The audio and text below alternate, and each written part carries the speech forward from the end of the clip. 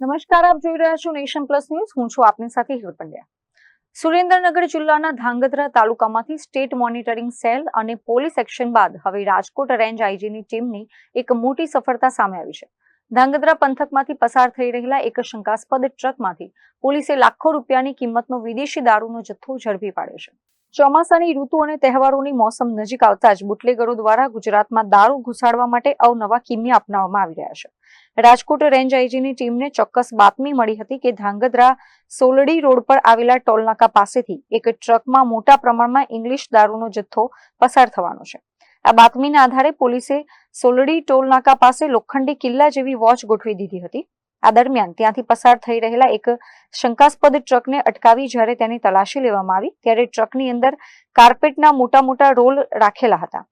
પરંતુ જ્યારે પોલીસે આ રોલ હટાવીને ઊંડાણપૂર્વક તપાસ કરી ત્યારે અંદર ગુપ્ત ખાનામાં છુપાવેલો દારૂનો મોટો જથ્થો જોઈને અધિકારીઓ પણ ચોંકી ઉઠ્યા હતા.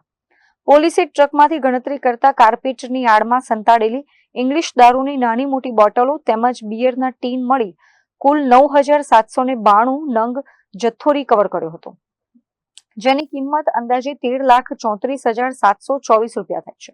પોલીસે ઘટના સ્થળેથી ઇંગ્લિશ દારૂ, બિયર, મોટો ટ્રક અને મોબાઈલ ફોન સહિત કુલ 28,14,994 રૂપિયાનો મુદ્દામાલ કબજે કર્યો છે.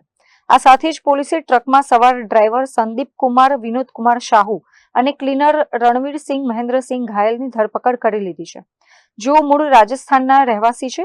પોલીસની પ્રાથમિક પૂછપરછમાં સામે આવ્યું છે કે આ દારૂ ભરેલો ટ્રક હરિયાણાના મહેશ નામના શખ્સે મોકલાવ્યો છે.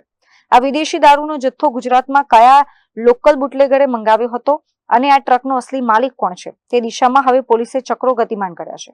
ધાંગધ્રા તાલુકા પોલીસ મથકે સપ્લાયર, ગ્રાહક અને ટ્રક માલિક સહિત તપાસમાં ખુલે તે તમામ વિરુદ્ધ પ્રોહિબિશન એક્ટ હેઠળ ગુનો નોંધીને રેન્જ આઈજીની ટીમે વધુ તપાસ હાથ ધરી છે.